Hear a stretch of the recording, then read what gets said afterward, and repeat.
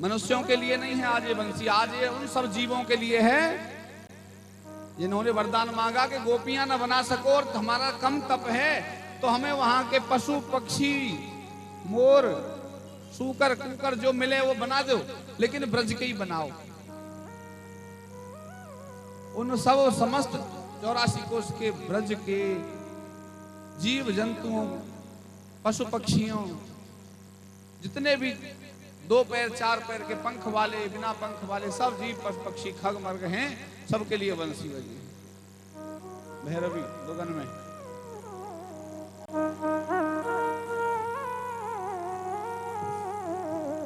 पहली बार बंसी यमुना पुलिन पर, यमुना का किनारा है, भगवान कृष्ण अकेले गए हैं। आज कोई ग्वाल वाल भी साथ नहीं है, क्योंकि वो मनुष्यों के लिए नहीं है, जो मनुष्य रूप में आए हैं उन भक्तों के लिए नहीं है। आज तो मनुष्य से अलग जो दूसरे जीव जंतु हैं उनके लिए, चराचर में व्याप्त समस्त उन जीवों के लिए जो वरदान प्राप्त करके कोई पेड़ कोई वृक्ष बना है, कोई कुछ बना है, कोई कुछ बना है। ऐसी बंसी ऐसी बंसी बजाई श्याम ने, मेरी सुध बिसराई श्याम ने। ओ ऐसी बंसी बजाई श्याम ने, मेरी सुध बिसराई श्याम ने। ऐसी बंसी बजाई श्याम ने, मेरी सुध बिसराई श्याम ने। ओ ऐसी बंसी बजाई श्याम ने, मेरी सुध बिसराई श्याम ने। हुई मैं हुई दीवानी, हुई रे मैं दीवानी, हुई रे मैं मस्तानी। ऐसी बंसी बजाई श्याम ने, मेरी सुध बिसराई श्याम ने। ओ ऐसी बंसी बजाई श्याम ने, मेरी सुध बिसराई श्याम ने। ओ ऐसी बंसी बजाई श्याम ने, मेरी सुध बिसराई श्याम ने। हुई मैं हुई दीवानी, हुई रे मैं मस्तानी, हुई मैं दीवानी, हुई रे हुई मस्तानी।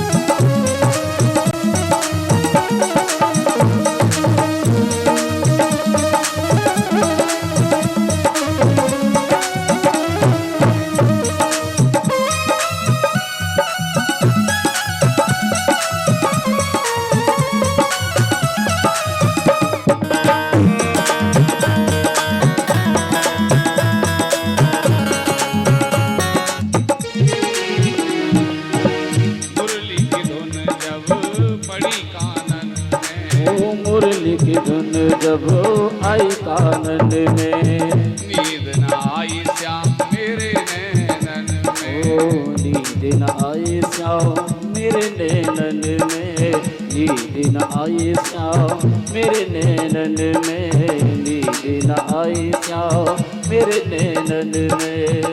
मेरी निंदिया हाँ मेरी निंदिया, मेरी निंदिया उड़ाई श्याम ने, मेरी सुध बिसराई श्याम ने। मेरी निदिया उड़ाई श्याम ने, मेरी सुध बिसराई श्याम ने। हुई मैं हुई दीवानी, हुई रे मैं मस्तानी, हुई रे मैं दीवानी, हुई रे मैं मस्तानी।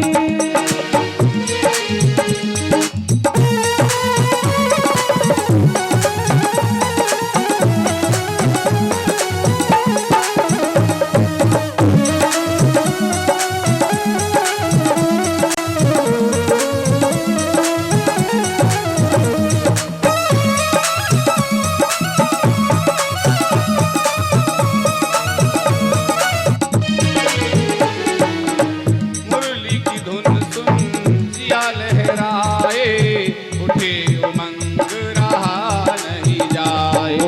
उठे भंग जियारा ना जाए।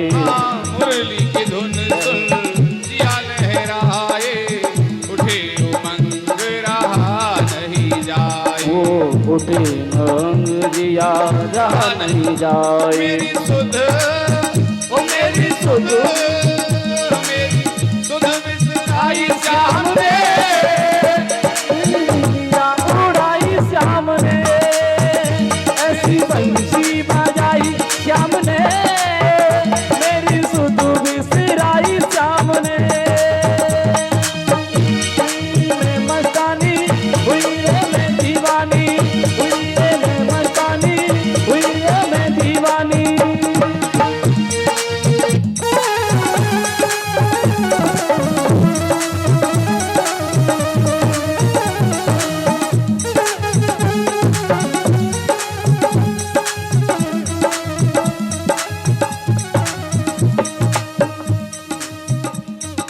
बोलो गोविंद भगवान की। की जय।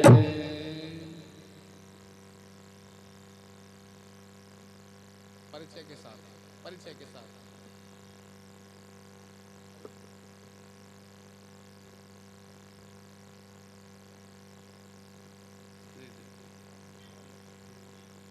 अभी अभी सिकंदराबाद विधानसभा क्षेत्र से पूर्व विधायक श्रीमती विमला सोलंकी जी, उनके पति श्रीमान देवेंद्र सिंह जी परम मित्र हैं हमारे राणा जी के, और ऐसे शुभ अवसर पर हम सब के मध्य में भगवत चरणानुरागी होकर के यहाँ प्रकट हुए हैं।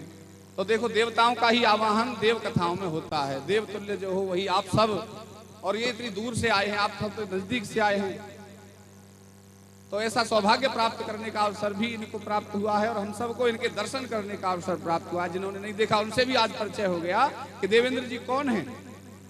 हम भी पहली बार मिल रहे हैं, क्षेत्र में इसी में थे, क्योंकि सिकंदराबाद विधानसभा है, दूर है, और मैंने यश तो इनका इतना सुना है कि जो इनके पास जाता था, जब ये विधायक रहे हैं पहले, तो वो कार्य सिद्ध हो जाते थे, और उन सबका कार्य जैसे भी इनको लड़ करके प्रशासन से आज भी इनके पास कोई जो जाता है, तो ऐसा इनका यश है कि ये उनका कार्य सिद्ध करने का पूर्ण प्रयास करते हैं।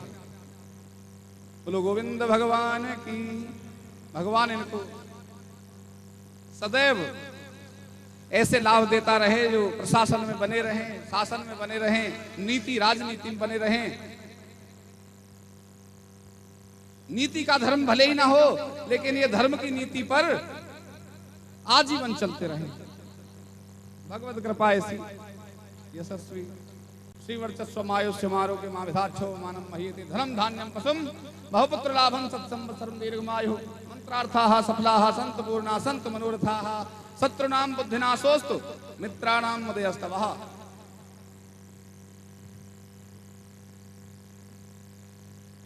शुभम करोतु। वहीं से श्री कृष्ण। बोलो गोविंद भगवान की।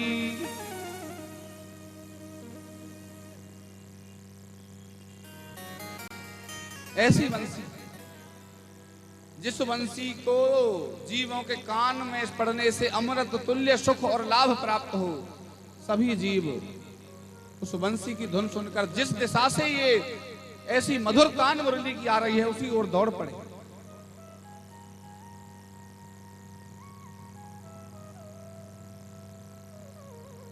मुरली की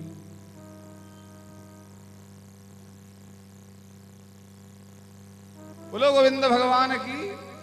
ऐसे मुरली बजे। यमुना पुलिन पर सब जीवों ने भगवान का वहां साक्षात्कार किया और भगवान का दर्शन करके जैसे थे, कथा कहती है सशरीर वो जीव भगवान की मुरली के साथ, धुन के साथ वहां अवतरित हुए, और सशरीर अपने अपने लोक को जैसे थे साधक सिद्धगण, वो अपने शरीरों में अवतरित होकर के अपने अपने परम धाम को चले गए। बोलो गोविंद भगवान की जय।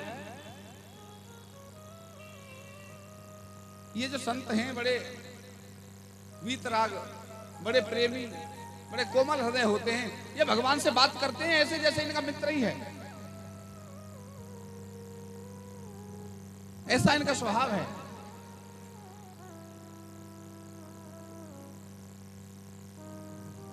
ऐसे संत हुए एक तो महाराज,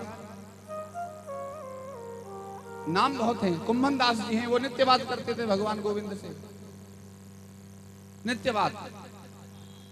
ऐसे ये संत हैं जगन्नाथपुरी में,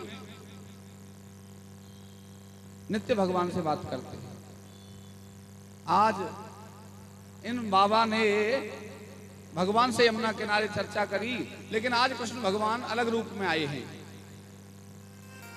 साधु के पास। कहा महाराज आज हमारी चोरी करने की इच्छा है, चोरी करने की इच्छा है आपको। बाबा बोले महाराज मैंने तो कभी चोरी करी नहीं है। अरे कन्हैया काय को ऐसा मुझे बुढ़ापे में बुरा कर्म करवा रही है, मैंने चोरी नहीं करी। बोले नहीं महाराज वृंदावन की बात ही अलग थी, वहां ऐसे सखा होते थे, उनके साथ चोरी करने में आनंद आता था। अब यहाँ कोई सखा नहीं है तो आप ही हमारे साथ चोरी में शामिल होकर चलो चोरी करेंगे। अच्छा इन महाराज जी के जो जगन्नाथपुरी के राजा हैं वो शिष्य हैं इन स्वामी जी के, जो भगवान जिनके यहाँ संध्या काल में इनके साथ सैर करने आते हैं। भगवान ने ज्यादा प्रयास किया तो ये बोले ठीक है, नहीं मान रहे हो तो ये तुम्हारे साथ ये बुरा काम भी कर लेंगे कुसंग में।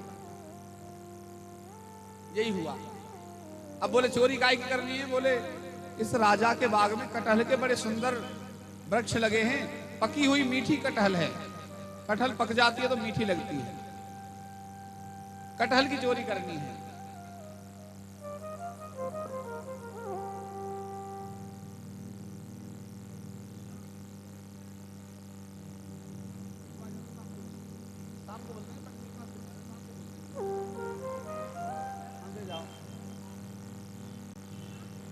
बोलो गोविंद भगवान की। भक्त की महिमा है, कहां से आगे कुरेद ले कमर के पीछे से आ जाके सामने से आ जा, पता नहीं चलता। अब भक्त तो भक्त है। तो कथा यहां चल रही थी, कटहल के बाग में चोरी के लिए कन्हैया आज इन स्वामी जी को ले गए। बाग वाला रखाता है बाग को, कटहल के पेड़ के नीचे पहुंच गए हैं जब बाग वाला दूसरे कोने पे है जो माली है। कन्हैया बाबा से कहते हैं बाबा आप चढ़ जाओ ऊपर से कटहल तोड़ना, मैं नीचे से कटहल एकत्रित करूंगा। बाबा चढ़ा दिए। अब ऐसी सोटी लंगोटी भगवा पहने, लंबा लटका हुआ ऐसा अचला बांधे। अब कोई जो भगवान का क्या है, लंगोट बांधे चढ़ जावे कहीं, लेकिन भगवान चढ़े नहीं, बाबा चढ़ा दिए कांटों वाले पेड़, कटहल के पेड़ पर। कांटों का पेड़ होता है, कांटे ही कांटे होते हैं इसमें। अब उलझते सुलझते बाबा चढ़ तो गए, ऊपर जाकर बोले कन्हैया कौन सा कटहल तोड़ू, ये वाला तोड़ू कि ये वाला? अरे बाबा मैंने रास्ते में बताया था धीरे से बोलना, चुप। अरे मैं कटहल का पूछ रहा हूं, कौन सा तोड़ू कैसे पता करेंगे? अब इतने दूर से माली ने वो आवाज सुनी, बाबा ने चोरी थोड़ी करी कभी, तेज बोले माली भागा, आ जाओ मैं तुम्हें बताऊंगा कौन सा तोड़ना है। अब कन्हैया तो वहां से अमित रूप हवा की तरह गायब हो गए। बाबा टंगे रह गए, पेड़ में उतर नहीं पाए। उतरने की कोशिश जल्दी करी तो वो उनका जो लंगोट थी वो उलझ गई उसमें, कांटे में। बाबा को पकड़ लिया माली ने आके। जब माली ने पकड़ लिया तो बाबा बोले ये तो भाग गया, मुझे फंसा गया है। बाबा को नीचे उतारा, आजा मैं बताऊंगा बाबा कौन सी कटहल तोड़ेगा। बाबा जी होके भी चोरी करता है। अब बाबा तो बड़े विचित्र रूप में पकड़वा दिया। आप भाग गया, देखो इधर उधर देखे। माली बोला किसको देख रहा है? बोले उसी को देख रहा हूं जो मुझे यहाँ फंसा के चला गया। आप भाग गया और मुझे यहाँ कुसंग में फंसा गया है, उसे ही ढूंढ रहा हूं, चोर को। रात भर बाबा को बांधे रखा। सवेरे को राजा के पास ले जाऊंगा, तुझे राजा का बाग है वही तुझे दंड देंगे। सवेरे तक बांधे रखा। सवेरे को लेकर के राजा की ओर चले। राजा भी रास्ते में आ ही रहे थे और राजा के तो गुरु हैं स्वामी जी। देखा तो माली बांध के ला रहा है, हाथ पीछे बंधे हैं और आगे आगे महाराज को ले जा रहा है। राजा दौड़ करके भागे, स्वामी जी आपकी ये गति कैसे? बोले जब कुसंग हो जाता है तो ऐसे ही हो जाता है। माली से पूछा ये क्यों पकड़े? बोले इन्होंने कटहल चोरी कर दी। महाराज क्या आपने कटहल चोरी करी? बोले हाँ चोरी करी। बोले क्यों? आप बताते तो मैं आपको जितनी कटहल चाहिए होती मैं भिजवा देता। बोले इसका भी रहस्य बताएंगे, चलो पहले महल में चलो। राजा वहां से उनको मुक्त करके अपने महल में ले गए। राजा ने फिर पूछा ये क्या लीला थी आपकी? बोले ये लीला क्या थी, बस कुसंग में पड़ गए थे। बोले किसके कुसंग में? बोले ठाकुर आते हैं रोज हमारे साथ सैर करने और उस मोहन ने आकर के हमको आज चोरी में फंसा दिया, कहा चोरी करेंगे। अब हमने तो कभी चोरी करी नहीं। उन्होंने कहा धीमे बोलना, हम तेज बोले कौन सी कटहल तोड़े। माली ने सुन लिया आपके ने, और माली ने हमको तो पकड़ लिया। वो तो अलग क्षेत्र गायब हो गए, भाग गया वो हमें छोड़ के, इतना छलिया है। अब महाराज राजा का हृदय पिघल गया। बोले महाराज ऐसा ठाकुर को मेरे बाग में चोरी करनी पड़ गई, ऐसा अवसर है? आज के बाद ये मौका नहीं पड़ेगा। मैं ठाकुर के नाम ही ये पूरा बगीचा लिख देता हूँ। वहीं स्टाम्प मंगाए और पूरा बगीचा ठाकुर जी के नाम जगन्नाथपुरी के राजा ने लिख दिया। वो आज भी जगन्नाथ जी के नाम पे है बगीचा वहां का, आज भी। और ठाकुर जी के कागज उसके जो थे वो सब स्वामी जी को दे दिए। बोले अब ठाकुर को पकड़ा देना है। आज शाम को फिर बाबा माधवदास जी समुद्र के किनारे गए हैं। फिर कन्हैया प्रकट होकर आ गए। बोले बाबा कहो रात कैसी कटी? बोले हमारी तो जैसी कटी वैसी कटी, पर तू छलिया, आज भी छलिया, पहले भी छलिया था, तेरे साथ दोस्ती नहीं कट्टी। बोले कट्टी वट्टी कुछ नहीं, अब तुमसे कहा तो था तेज नहीं बोलना है, तुमने तो तेज बोल करके। अब बताओ चोरी करने का कोई तरीका है क्या? हम सिखा रहे हैं आपको, चोरी में धीरे बोलो, तो आपको धीरे बोलना चाहिए था। बोले हम पे कोई चोरी करनी आती थोड़ा ही है, पर तुमने भी भाग के क्या कर लिया? तू छुप गया। बोले तुमने क्या कर लिया? रात को वहां पकड़े जा करके कूदे आते। बोले कूदे क्या, वो फिर हमारी वो लंगोटी फटे, लटक जाते ऊपर से ही हम नीचे, और लंगोटी फंसी है कांटे में। फिर अब कम से कम सुरक्षित तो हैं, कपड़े तो नहीं फटे। अरे तो कपड़े बचा कर भी क्या कर लिए? बोले ये कपड़े बचा करके ये कागज पकड़, हम तेरे नाम पूरा कटहल का बगीचा ले आए। बोलो गोविंद भगवान की जय। जगन्नाथ जी के वो पेपर जो थे, कागज राजा के द्वारा स्टाम्प साइन किए हुए, वो दे दिए ठाकुर को। सरल हृदय भक्तों का ऐसा हृदय भाव होता है भगवान के प्रति कि उन्हें अपने आप में और भगवान में अंतर ही नहीं दिखता। हम जब तक हम हैं, जब तक माया में लिप्त हैं, जब तक हम राग में हैं, जब तक हम अच्छे बुरे की चिंता करते हैं, भगवान के पास जाकर हम अच्छे लग रहे हैं कि नहीं लग रहे हैं। ठाकुर के यहाँ जाएंगे तो कोई क्या कहेगा, मंदिर जाएंगे तो कोई क्या सोचेगा, ज्यादा पंडित बन गया, ज्यादा भक्त बन गया है, पंडितानी हो गई है, ज्यादा भक्ति हो गई है इसके मन में। तो इसलिए हम संकुचित होकर शर्माते हुए मंदिर नहीं जाते या पूजा नहीं करते। लेकिन सन्यासियों का क्या है, उन्हें कोई चिंता ही नहीं है। जब हम राग में होते हैं तो हम भगवान से दूर होते हैं, हृदय कठोर होता है। और जब हम अनुराग में आ जाते हैं तो वैराग्य आ जाता है और भगवान की प्राप्ति हो जाती है। बोलो गोविंद भगवान की जय। मीरा जी एक बार सब संतों के बीच में भजन गा रही थी। एक नाथ जी हैं, अन्यत्र और वहां जितने भी ऋषि संत हैं, तो वहां एक संत ने कहा, मीरा ने भजन गाया। एक संत बोले, हे मीरा तुमने भजन तो बहुत अच्छा गाया, लेकिन राग में नहीं था, इसमें कोई राग नहीं मैच हो रहा है। मीरा ने हाथ जोड़कर निवेदित होकर के कहा, स्वामी जी राग में तो दुनिया गाती है, मैं तो भगवान की शरणागत हूं, मैं तो अनुराग में गाती हूं, राग से मुझे कोई लेना देना नहीं है, राग मैच हो ना हो। अर्थात भजन के लिए स्वर की आवश्यकता नहीं कि ताल में ही गाया जाए, जैसे तुम पे आता हो ऐसे समर्पित भाव से ईश्वर का भजन कीर्तन करो, कोई बंधन नहीं है, इसी से भगवत प्राप्ति होती है। बोलो गोविंद भगवान की जय। ऐसा भगवान की कथा कहती है, वैराग्य हो जाता है मन को। एक राजा की पुत्री पूरा ऐसा ही रहती, वैराग्य में, इतना वैराग्य में रहती कि उसे दूसरी चीज सुहाए नहीं। राजा ने खूब प्रयास किया इसका विवाह कर दूं, लेकिन विवाह करे कहां से, वो पुत्री विवाह चाह ही नहीं रही है। वो कह देती विवाह नहीं करना, मैंने ठाकुर को ही अपने मन में पति मान लिया है, अब कैसे। राजा ने बहुत कोशिश करी, लेकिन जब प्रयास सफल नहीं हुए तो छोड़ दिया। उसको महल का एक अलग परिसर दे दिया कि तू यहाँ अपना ईश्वर चिंतन कर जैसे भी हो, पर रह महल में ही, बाहर नहीं जाना, ऐसे बाबाजी बन के नहीं निकलना है घर से। वैराग्यवती चल अपने उसमें एकांत में बैठी रहती, बस मन में चिंता करती रहती कि मेरे भगवान कब मिलेंगे। किसी ने कहा बिना गुरु के नहीं मिलते, अब गुरु की चिंता करे।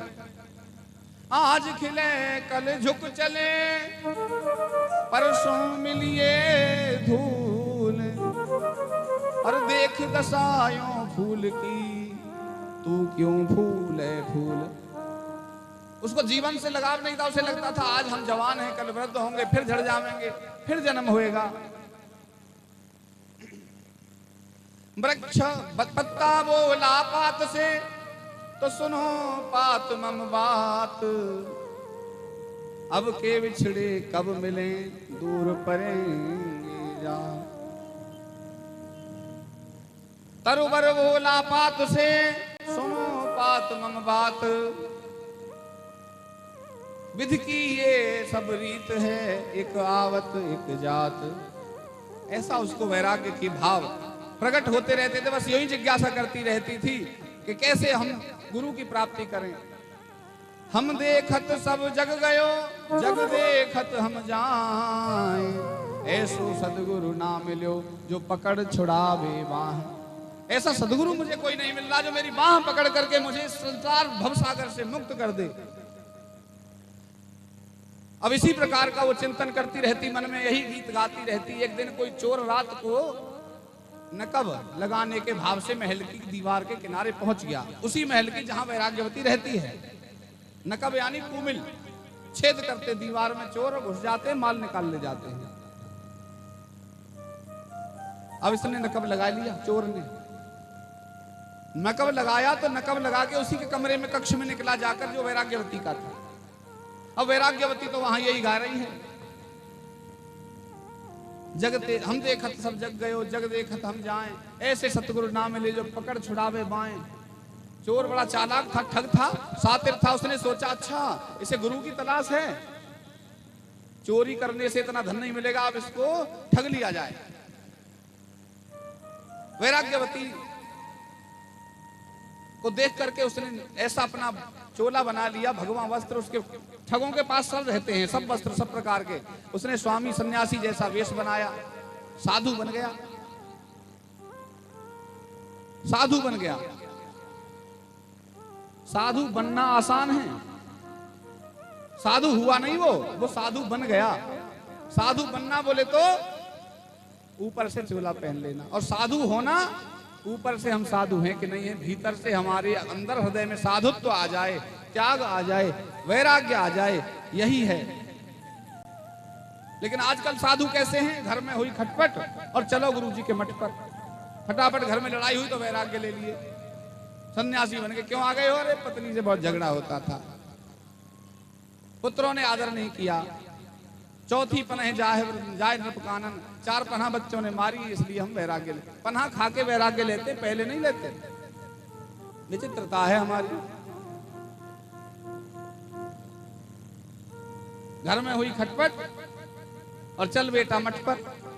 गुरुजी ने काटी चोटी, मांग के खा बेटा रोटी। बस मांग के खाए नहीं, बड़े खुश हैं क्योंकि घर का कलह नहीं है हमको। बाबा जी बन गया ये।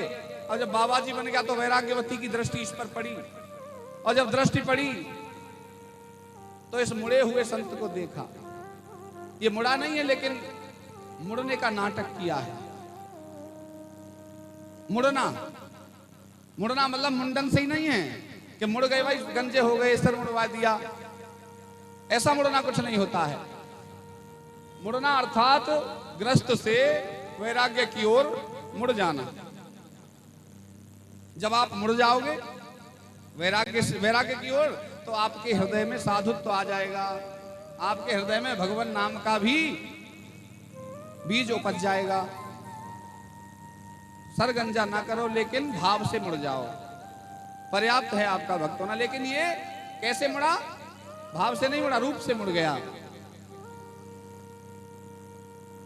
वैराग्यवती ने देखा, अरे गुरुजी, मुझे भी गुरुजी की तलाश है। बोले क्यों बेटी, गुरुजी चाहिए? बोले हाँ। बताओ तो क्या है? बोले आप ही गुरु बन जाओ, मैं बहुत दिन से तलाश कर रही हूँ, और मुझे प्रकट हो गए हो आप यहाँ अचानक से, अर्थात कोई भगवान की ही लीला इसके पीछे है। उसे थोड़ी पता था कि नकब लगा के घुस गया घर में, छेद करके आ गया दीवार में, कुमिल लगा के आ गया, उसे नहीं पता। वो भक्ति में डूबी हुई है। विचित्र। उसने कहा हाँ हाँ गुरु हम बन जाएंगे, बताओ। बोले तो दीक्षा दे दो।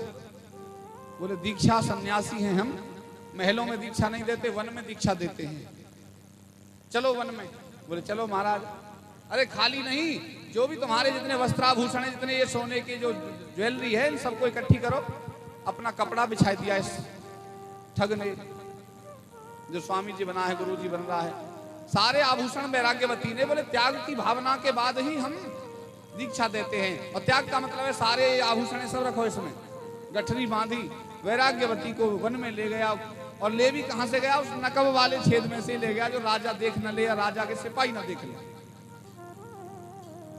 नकब लगा के ले गया, बाहर पहुंचा वन में जाकर के वैराग्यवती ने कहा गुरु जी दीक्षा दे दो। बोले सुनो, अभी संसार के बंधन तुमसे बंधे हैं, जब तक बंधन न काट देंगे हम, तुम्हारे बंधन काटेंगे, उसके बाद दीक्षा देंगे। वो कैसे बंधेंगे, कटेंगे बंधन? बोले पेड़ से खड़ी हो जाओ, पेड़ से बांधेंगे हम तुम्हें, फिर काटेंगे। पेड़ से वैराग्यवती को उसी के कपड़ों से बांध दिया, और वैराग्यवती को बांधा, और ये कहा अब ये बंधन जब तक नहीं कटेंगे, जब तक दीक्षा नहीं, अब हम आएंगे फिर बंधन काटेंगे। अब हम जा रहे हैं, यही मंदिर रहना है। हाँ बोली ठीक है गुरु जी। ऐसी सरल हृदय वैराग्यवती गुरु, ऐसे नीच गुरु में भी निष्ठा। वैसे ऐसे गुरुओं से आप बचना, ये कथा कहती है बस। आज का माहौल कुछ और ही कहता है, तो आज बंधने की जरूरत नहीं है, ये कथा कहती है। गुरु के बांधे बंधन से वो बंध गई, ठग था फिर भी बंध गई। गुरु चला गया, लौट के आएंगे, कौन लौट रहा है? लौट कौन रहा है? कोई नहीं लौटे। अब राजा ने देखा कि राजकुमारी वैराग्यवती कहीं दिख नहीं रही है, बाहर घूमती थी शाम सुबह में, आई नहीं बाहर। उसके महल में गया तो देखा तो वैराग्यवती है ही नहीं है, बस एक नकब लगा हुआ छेद है दीवार में। उसने समझा कि पता नहीं कहीं वन को निकल गई, क्या हुआ छुप कर। राजा ढूंढते ढूंढते पहुंचा वन में, एक जगह मिल गई, बंधी हुई है, और बस गुरु का चिंतन कर रही है। राजा ने कहा बेटी तू यहाँ कैसे? चल घर, तुझे कोई यहाँ ठग बांध गया है। बोले पिताजी गुरु के बांधे बंधन हैं, आप पर नहीं खुलवाऊंगी, दूर रहो। आप पिताजी हो, ठीक है, गुरुजी ने बंधन बांधे हैं, वही का आके काटेंगे। बहुत प्रयास किया राजा ने, लेकिन वैराग्यवती मानी नहीं और बंधी रही। पिता भी रुष्ट हो गए, बोले भाड़ में जाए तू, इतनी पगला गई है, तेरा तो ऐसा ही हाल होना है। जो पगला जाए उसे कौन सुरक्षित कर सकता है? वो भी हार कर चला गया। भूख प्यास से बेहोश हो जाती है, ओष्ठ के कण ऊपर से पत्ते पे से गिरते हैं तो होश में आ जाती है, फिर गुरु का चिंतन करती है, खुद ईश्वर का चिंतन करती है। भगवान विष्णु का वैकुंठ में सिंहासन हिल गया। विष्णु भगवान नारद जी से बोले अरे नारद देखो ये क्या पृथ्वी पर किस भक्त को मेरे को इतना कष्ट हो रहा है जो मैं यहां विचलित हूं। नारद जी पृथ्वी पर आए, घूमते फिरते उस जंगल में ही पहुंच गए जहां वैराग्यवती इस वटवृक्ष से बंधी है। आकर के कहा हे वैराग्यवती मैं नारद हूं, आंख खोलो और बंधन से मुक्त होकर के मैं तुम्हें तुम्हारे घर छोड़ देता हूं। आंखें खोली, देखा तो नारद जी है। नारद जी को प्रणाम किया। प्रणाम करने के बाद नारद जी से कहा नहीं ये गुरु के बांधे बंधन हैं, इनको मैं तुमसे नहीं खुलवाऊंगी, आप दूर रहो। अरे बोले गुरु नहीं है, कोई ठग है। बोले जिसकी कृपा से आप जैसे देवर्षि मुझे खोलने आए गए हैं वो गुरु ही है, आप जाओ। नारद जी बहुत प्रयास किए, नहीं माने तो नारद जी चले गए। भगवान से जाकर कहा, वैकुंठ में जाकर विष्णु भगवान से कहा हे भगवान इतनी पगला गई है, कोई बांध गया खुल नहीं रही, कहती गुरु के बांधे बंधन है। भगवान बोले चलो हम चलते हैं। भगवान गए साथ नारद जी के, चतुर्भुज रूप में नारद जी के साथ पहुंचे। वैराग्यवती को बोला बेटी वैराग्यवती आंखें खोलो, हम भगवान नारायण आपके सामने आपको दर्शन देने आए हैं। वैराग्यवती ने आंखें खोली, आंखें सजल हो गई, नेत्रों में अश्रुधारा आ गई। भगवान को जैसे ही मन से प्रणाम किया, भगवान ने कहा हम खोल देते हैं। बोले नहीं गुरु, ये भगवान जी आपसे नहीं खुलवाना है, हे गोविंद आपसे नहीं खुलवाना, गुरु के बांधे बंधन है वो ही खोलेंगे। भगवान ने बहुत कोशिश करी, नहीं खुलवाए। अब भगवान उदास हो गए, नारद जी की तरफ देखें, नारद गुरु जी को ढूंढ के लाओ, ये मर जाएगी नहीं। अब नारद जी घूमे, रात को ढूंढते फिरे, गुरु जी दिन में तो मिलेंगे नहीं, रात को ही कहीं नकब लगाते मिलेंगे गुरु जी चोरी करते।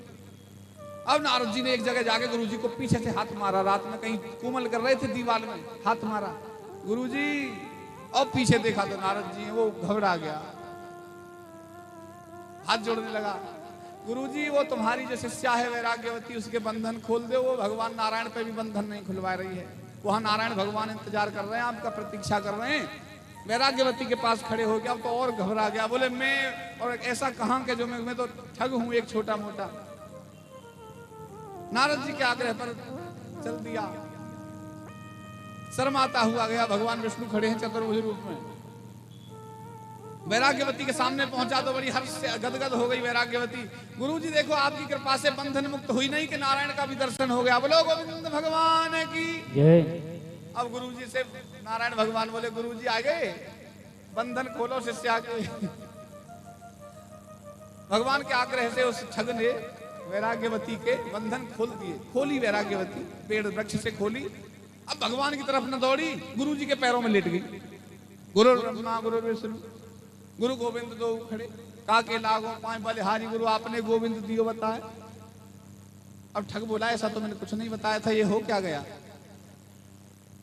कथा कहती है कि गुरु जैसा भी मिल जाए वो ईश्वर प्राप्ति का माध्यम बन ही जाता है। ऐसा ठग गुरु मिला तो भी भगवत प्राप्ति हो गई, भगवान का दर्शन हो गया।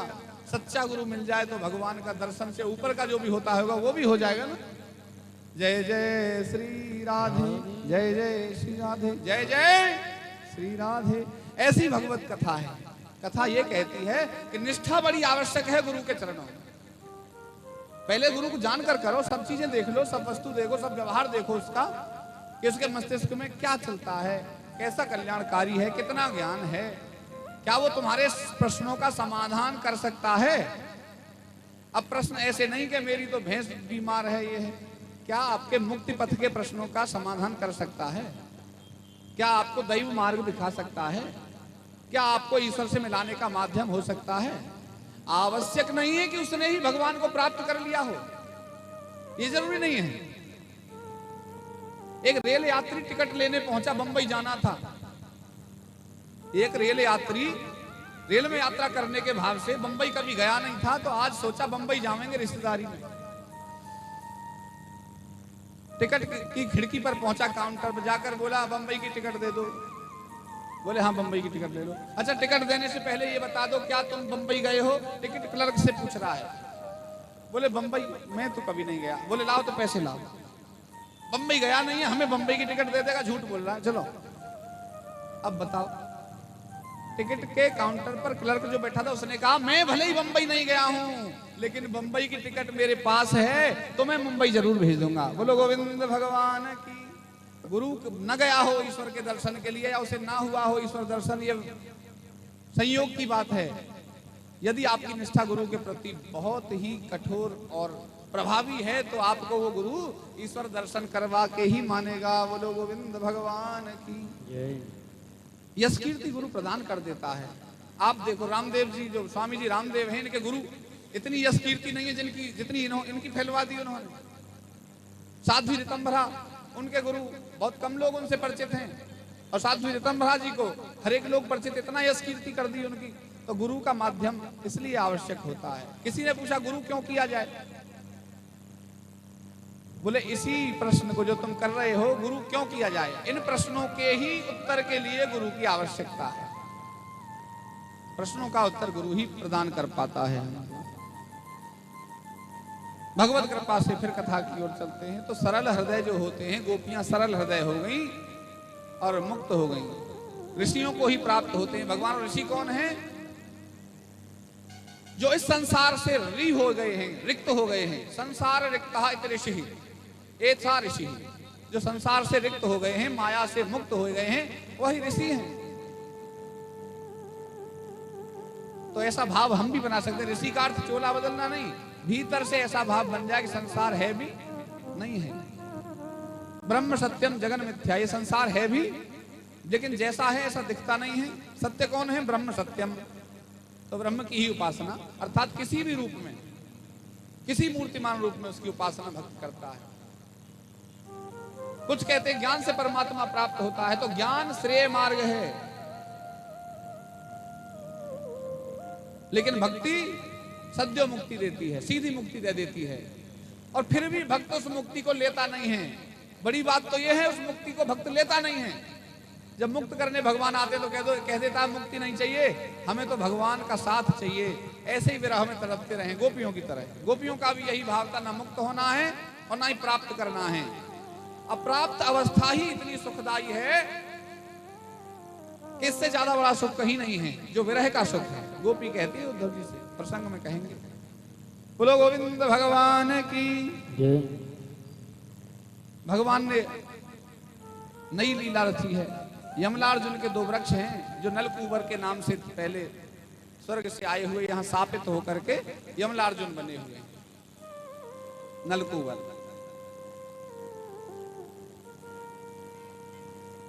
आज भगवान ने मैया की कमर पर, मैया दूध अभी मट्ठा को दही को मथ रही हैं माखन निकालने के भाव से, मैया की कमर पे चढ़ गए। मैया ये बता तुझे माखन प्यारा है कि मैं प्यारा हूं? मैया बोली मुझे तो लाला ही प्यारा है, अपना लालन को ही प्यार करती हूं मैं तो। सही सही बता, झूठ बोल रही है तू। बार बार प्रातः उठती है और इस दूध दही माखन से लग जाती है और मुझे अकेला सोते छोड़ देती है। मुझसे प्यार होता तो मेरे पास नहीं रहती। लालन ये भी करना जरूरी है, तुझे माखन खाना होता है, कंस को माखन पहुंचाना होता है, नंद बाबा को भी माखन चाहिए, बछड़ों को भी मठा चाहिए। जब बड़े बछड़े हो जाते हैं दूध थोड़े ही पीते हैं, उनको मठा पिलाने लगते हैं, जो मठा बनती है घर में। बोले सही बता, मैंने बोले सही बता रही हूँ, तुझसे ही प्रेम करती हूँ। भगवान कमर से उतरे और जो 7 हांडी रखी थी माखन की, डंडा लिया और नीचे की हांडी में मारा, सब हांडी फूट गई घी की। मैया ने चपेट लगाई, लालन को पकड़ा और चपेट बजा दी। अब लालन रोने लगे। मैया गुस्सा में सारा माखन उसने फोड़ दिया है, कुंटलों माखन बिखर गया। मैया ने पकड़ा और ऊखल से बांधने के लिए चल दी। ऊखल से बांधने को रस्सी ले आई। देखो मायामय जगत की रस्सी से माया के स्वामी जो गोविंद है उनको बांधने की कोशिश हो रही है। क्रोध से बांधने की कोशिश कर रही। क्रोध रूपी रस्सी उठाई, भगवान से ऊखल को भगवान के समीप ले गई या भगवान को ऊखल के समीप ले गई दरवाजे पर और बांधने की कोशिश की तो रस्सी 2 अंगुल छोटी। हर बार रस्सी जोड़े 2 अंगुल छोटी। क्रोध कितना भी प्रभावी हो, अपयश कितना भी प्रभावी हो, ईर्ष्या कितनी भी प्रभावी हो, धन धान से कितना भी समर्पित व्यक्ति हो, ईश्वर को किसी वस्तु से प्राप्त नहीं किया जा सकता।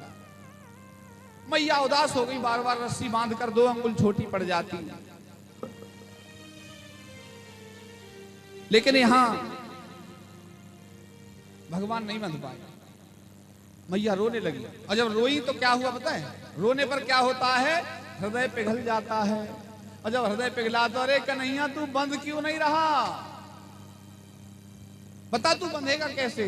भगवान से ही बंधने का कारण पूछ रही है। कैसे बंधेगा? कारण बता, किस प्रकार से बांधूं तुझे?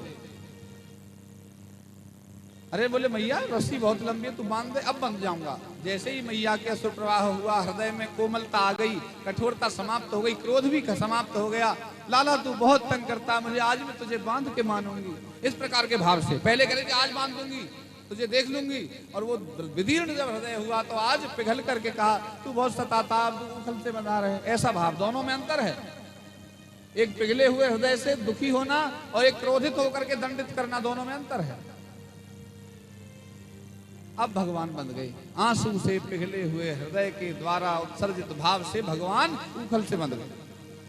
मैया अपने काम के लिए चली गई। ऊखल को उन्होंने खींच करके यमलार्जुन के 2 वृक्ष बराबर में खड़े थे, उनके बीच में फंसा लिया और हल्का सा एक धक्का दिया, झटका लगा दिया उसमें। ऊखल में बंधे हुए थे तो झटका से खींचा, दोनों यमलार्जुन के वृक्ष गिर पड़े। दोनों में से नल और कुंवर है निकल करके बाहर आ गए और भगवान को प्रणाम किया और भगवान से कथा भी बताई कि हम वो हैं, ऋषि श्राप से हम जड़ रूप में, वृक्षों के रूप में बन गए। हमने प्रार्थना करी थी तो उन्होंने हमें वरदान दिया कि द्वापर युग में भगवान कृष्ण अवतरित होंगे और उनके द्वारा ही तुम्हें मुक्ति प्राप्त होगी। बोलो गोविंद भगवान की।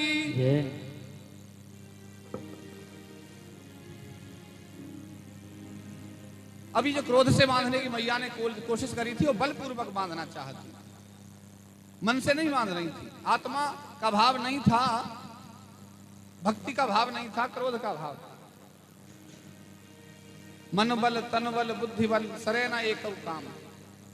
एक बार मुख से कहो जय श्री राधे श्याम, बोलो गोविंद भगवान की। अब रखभानु जी के साथ जब यहाँ ये नलकूबर नाम के जो दो यहाँ से देवलोक से आए प्राणी मुक्त हुए, वृक्षों को देखकर मैया को बड़ा कष्ट हुआ, रे मेरा तो लाला दब जाता है इनसे। अचानक से कैसी आंधी आई होगी कि लाला के आसपास दो वृक्ष गिर पड़े, बाल बाल बचा है। ये भी कोई दैत्य ही शक्ति है, आसुरी शक्ति से ही ऐसा हुआ है। यहां से नहीं, यहां नहीं रहेंगे, अब चलना चाहिए गोकुल से वृंदावन की ओर।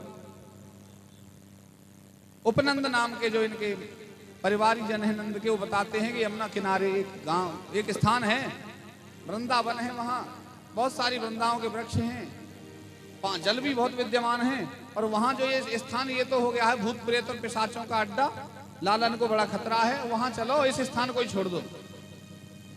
अब रखभानु जी भी पहले गोकुल में रहते थे, लेकिन अब क्या किया, ये वृंदावन आ गए और रखभानु जी अपने परिकर को लेकर के बरसाना गांव बसा लिए। रखाना पहले वृक्ष, वृक्ष से बना बरसाना, बरसाना अब बरसाना हो गया, ब में र जोड़ देंगे तो रखभानु से ही बरसाना बना। अब बरसाने कोई विच्छेद होकर के ब्र को बर कर दिया, बरसाना। बोलो गोविंद भगवान की। वृंदावन में आकर के वनम वृंदावनम नाम पशव्यम नवकाननम गोप गोपी गवाम सेव्यम पुण्यादि ऋणवीरुधम। अब मैया से कहते, मैया मैं गायों का दूध पीता हूं, तो गायों को चराने की आज्ञा मुझे दी जाए। मैया ने भी अनुमति दे दी, गाय चराने जाते हैं। बकासुर नाम का ये पूतना का भाई आज आक्रमण के भाव से आता है, बगुला बना हुआ, भगवान पर अपनी चोंच से प्रहार करता है। भगवान इसकी चोंच को पकड़ लेते हैं दोनों हाथों से, एक हिस्सा चोंच का अपने पैर से दबा लेते हैं और दूसरा हिस्सा अपने दोनों हाथों से उठा करके उसको बीच में से चीर देते हैं। बोलो गोविंद भगवान की। बकासुर का भी वध आज भगवान ने कर दिया है। अघासुर आया, अघासुर अजगर के रूप में आया, गुफा रूप बन गया, भगवान पहचान गए, लेकिन ग्वाल वाल न पहचाने। छाया नहीं थी वहां, तो सोचा कि इस गुफा के अंदर जाकर भोजन कर लेंगे छाया में, गायें तो चर ही रही हैं।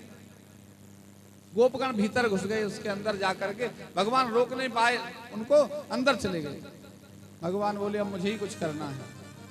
जैसे ही भगवान ने प्रवेश किया उसके मुख के अंदर, तो उसने अपना मुख बंद कर लिया अजगर ने, और अपने अंदर विषैला जो भी विष था वो छोड़ना चालू कर दिया, स्वपच के लिए, स्वपच यानी पचाने के लिए। भगवान ने इतना बड़ा आकार किया कि उसके श्वास नली को ही रोक दिया। इतने आकार से बड़े हो गए कि उसका जो गला था, जहां से सांस ले रहा था, वो फट गया और पूरे सांप को छिन्न भिन्न कर दिया भगवान ने अपने आकार से, आकार की वृद्धि करके। अघासुर का भी वध कर दिया। बोलो गोविंद भगवान की। ग्वाल बाल बाहर निकले, अरे ये गुफा कैसे फट गई? ये गुफा नहीं है, गोविंद बोले ये अजगर था, इसके मुख में चले गए थे, बाहर निकल आए हो। फट कैसे गया? बोले उम्र पूरी हो गई, फट गया। एक बोला मैंने जो अपनी डंडा था ना, डंडा वो तिरछा कर दिया था, इसने सांस ली होगी, वो डंडा पार निकल गया पेट में से बाहर को। अब बोले जैसे भी निकला हो। अब ग्वाल वाल है, सरल हृदय, उन्हें पता ही नहीं हुआ क्या है, बेहोश हो गए थे वो, तो उन्हें दिखाई नहीं क्या हुआ, थोड़ी देर में ही बाहर। बोलो गोविंद भगवान की। ब्रह्मा जी को भी मोह माया से मोह उत्पन्न हो गए, मोह माया में लिप्त हो गए ब्रह्मा जी भी। माया का चक्कर ऐसा चला, ब्रह्मा जी प्रयोग करने आए हैं आज। सब कहते हैं नारायण ने अवतार लिया है, गोविंद ने अवतार लिया है, ठाकुर हैं, भगवान का स्वरूप है। ये कैसा भगवान का स्वरूप है देखूं मैं जाके। और जब गए तो पता है क्या आज कैसा चित्रण है भगवान के लीला धाम का। ग्वाल वालों से आज कह के लाए, सुनो आज हम खाना नहीं लाए, तो जिस पे दाल भात अपना अपना हो, दही भात हमें खिलवाओ। ग्वाल वाल बोले हम खाएंगे, हम तो नहीं दे रहे अपना। ग्वाल वाल हट कर गए, अपना अपना खाएं, जल्दी जो जल्दी खा लो, ये कन्हैया छीन लेगा। अब जल्दी से खाया तो मुंह पे लिपट गया दही दाल भात, और जो भात मुंह पे चिपक गया अब भगवान ने एक का मुंह पकड़ा और मुंह चाट लिया उसका पूरा, बोले यहां से तो खाने को मिलेगा। ब्रह्मा जी को दिखाने के लिए माया। अब मुंह पकड़ के चाट लिया, बोले ले मैंने तो फिर भी खा लिया, थोड़ा सा तो मिल गया, तू तो कह रहा था मैं एक दाना नहीं दूंगा, ले 2 दाने तेरे मुंह पे चिपके थे मैंने खा लिए। अब सबका मुंह पकड़े और उनके मुंह पे जो लगा था तरण, उसी को खा जाते। अब ब्रह्मा जी को उल्टी आई ऊपर से, बोली ये कैसा ब्रह्म है, हमारे समझ से बाहर है, कोई ब्रह्म नहीं है। नारद जी बोले अरे नहीं आपको कोई भ्रम हो गया, यही ब्रह्म है। बोले कोई ब्रह्म नहीं है, उनका ग्वाल वालों का झूठा मुंह चाटता फिर रहा है। ऐसी लीला है भगवान की, विस्मय करने वाली, विस्मित हो जाता है जी।